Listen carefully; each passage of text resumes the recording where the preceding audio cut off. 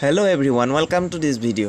আমি আলোচনা কৰিবলৈ গৈছো ৰিজনিংৰ তিনটা গুৰুত্বপূৰ্ণ প্ৰশ্ন। এইটা আমাৰ আগৰ পৰীক্ষাত আহি থকা প্ৰশ্ন আৰু আগন্ত পৰীক্ষাৰ বাবে এইটা আটাইতকৈ এনে ধৰণৰ প্ৰশ্ন অৰ্থাৎ এনে ধৰণৰ প্ৰশ্ন আটাইতকৈ গুৰুত্বপূৰ্ণ হ'ব গৈ আছে।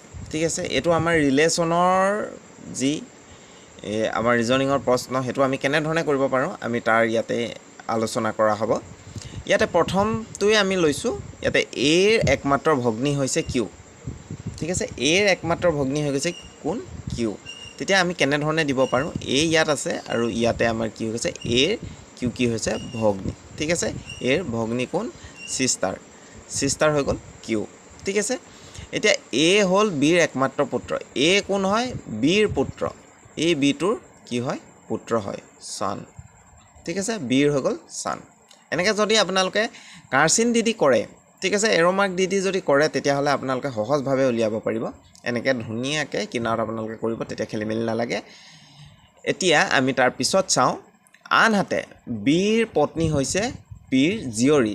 বিৰ পত্নী, ঠিক আছে, পত্নী মানে কি হৈ গ'ল ৱাইফ হৈ গ'ল আৰু কোন সেইটো আমাক দিয়া নাই। ঠিক আছে, কাৰ কি হয় পিৰ জীয়ৰী হয়। এই ৱাইফ গৰাকী কি হয় পিৰ জীয়ৰী হয়, পিৰ ডটাৰ হয়।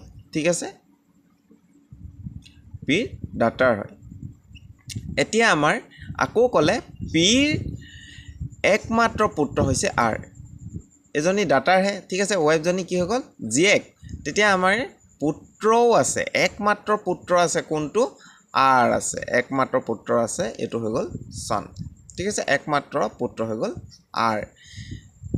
আৰ ব্যক্তিজন কিউৰ সৈতে কেনেধৰণে সম্পৰ্কিত। ঠিক আছে, আৰ আৰু কিউৰ সম্পৰ্ক উলিয়াবলৈ কৈছে। ঠিক আছে, এইটো হৈ গ'ল ককাইক বা ভাইক আৰু ভগ্নী, ককাইকে হ'ব। আমাৰ এইফালে হৈ গ'ল বাপেক, আকৌ মাক, মাকৰ এজনী জীয়েক। ঠিক আছে, মাকৰ আকৌ এইটো কি হৈ গ'ল জীয়েক হৈ গ'ল, ডটাৰ হৈ গ'ল। আৰু এইটো কি হৈ গ'ল মাকৰ মানে আইতাকৰ ল'ৰা, তেতিয়াহ'লে কি হ'ব মমাইক হ'ব। ঠিক আছে, এই ভাইকটো মাকৰ লগত সম্পৰ্ক কি, মাকৰ লগত সম্পৰ্ক হৈ গ'ল এইটো হৈ গ'ল ব্ৰাদাৰ, বি অ' ইউ। ঠিক আছে, ব্ৰাদাৰ হৈ গ'ল। এতিয়া এই ব্ৰাদাৰ কি হ'ব জীয়েকৰ মামা হ'ব। ঠিক আছে, মেটাৰনেল আংকল।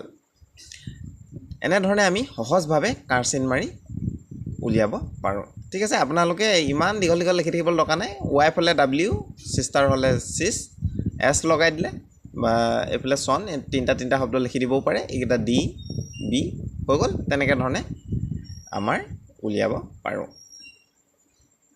তাৰ পিছৰ আমি প্ৰশ্নলৈ যদি চাওঁ, ইয়াতে কি বুলি ক'লে, কেইজনমান ল'ৰাৰ এটা শাৰীত শ্ৰীনাথ বাওঁফালৰ পৰা 7 নম্বৰ স্থানত আৰু প্ৰবীণ সোঁফালৰ পৰা 12তম স্থানত আছে।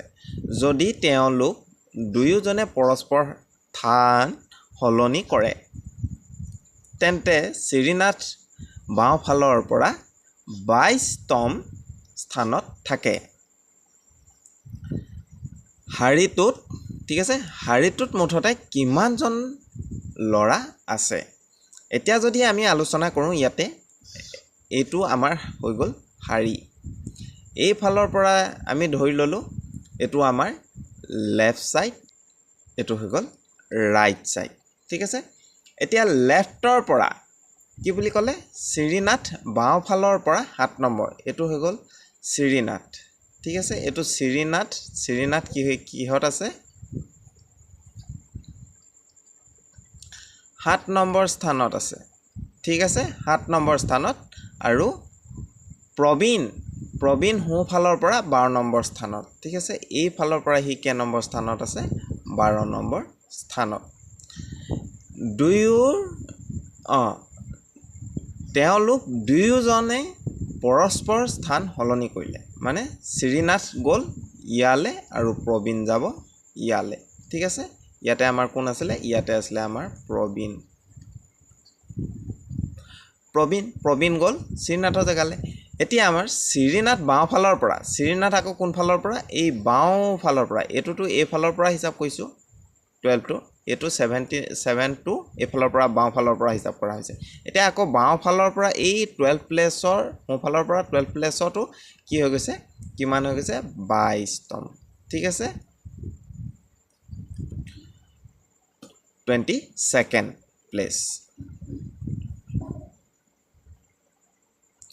তাৰ পিছত আমি চাব লাগিব এই একেটা প্লেছতে কি হৈছে লেফটৰ পৰা আহিলে 22 আৰু ৰাইটৰ পৰা আহিলে 12 তেতিয়া আমি হেতুটা কি কৰি দিব লাগিব প্লাস কৰি দিব লাগিব 22 আৰু 12 প্লাস কৰি দিলো 34 পাই গলো আৰু যেতিয়া একেটা প্লেছতে আমি কি কৰিম দুই ফালৰ পৰা চাম তেতিয়া আমি -1 কৰিব লাগিব -1 কৰিব লাগিলে কি হৈ গল আমাৰ আনসাৰটো পাই যাম 33 পালো কোট আছে অপচন সি ত আছে ঠিক আছে এনে ধৰণে সহজভাৱে আমি কৰিব পাৰো এটো আমি প্ৰশ্নটোৰ লগতে আমি কাহিনীটো ইয়াত লিখি থাকিব লাগিব আৰু সহজভাৱে আমি বনাই দিব পাৰো খালি প্ৰশ্নটো বুজি পোৱাটো মেইন এনেকুৱা ধৰণে আপোনালোকে যদি প্ৰেক্টিস কৰে তেতিয়া কম সময়ৰ ভিতৰতে আৰু সহজে আপোনালোকে প্ৰশ্নটো বুজি পাব ঠিক আছে আৰু যদি বুজি পাইছে আপোনালোকে লাইক আৰু শেয়াৰ কৰিবলৈ নাপাহৰিব আৰু প্ৰথমবাৰৰ বাবে আহিলে আপোনালোকে সাবস্ক্ৰাইব কৰি থব তাৰ পিছৰ কোৱেশ্যনটোলে আমি যাওঁ যদি ঠিক আছে যদি 7 to 9 6 এতিয়া আমাৰ এডখতে এটা বাকস দিলে বাকসটো যোগ বিয়োগ পূৰণ হৰণ যিকোনো হ'ব পাৰে ঠিক আছে আৰু একো নহবও পাৰে এতিয়া আমাৰ এই দুটা লিখিছে কেনেকৈ এটো এনেকুৱা এটা খেল হৈছে যে এইটোৰ লগত এই ফালৰ আমাৰ বাওঁ ফাল ঠিক আছে সমান চিনৰ এটো হৈ গল আমাৰ লেফট হ্যান্ড সাইড আৰু এটো হৈ গল ৰাইট হ্যান্ড সাইড এই দুটাৰ মাজত সম্পৰ্কটো আমি চাব লাগিব এতিয়া চাবলে হলে ইয়াতে 7 to 9 6 আছে ইয়াতে কি আছে 6 9 2 7 উল্লাকে আছে নে এতিয়া আমাৰ এডখত আছে 6 এফালে আছে 6 এফালে আছে 9 এডখত আছে 9 উল্লাকে দিয়া আছে 2 2 আৰু এফালে 7 7 এটাটো এটো সম্পৰ্ক পাই গলো নেক্সট টো যদি এটো সম্পৰ্ক যদি আমি পাওঁ তেতিয়া হলে আমাৰ এই থাৰ্ড টো হেতু সম্পৰ্কে বহাম ঠিক আছে এটা চাও ইয়াত হেতু মানিছে নে এফালে 7 7 8 8 8 8 5 5 মানিছে তেতিয়া হলে আমি চাও এফালে 6 6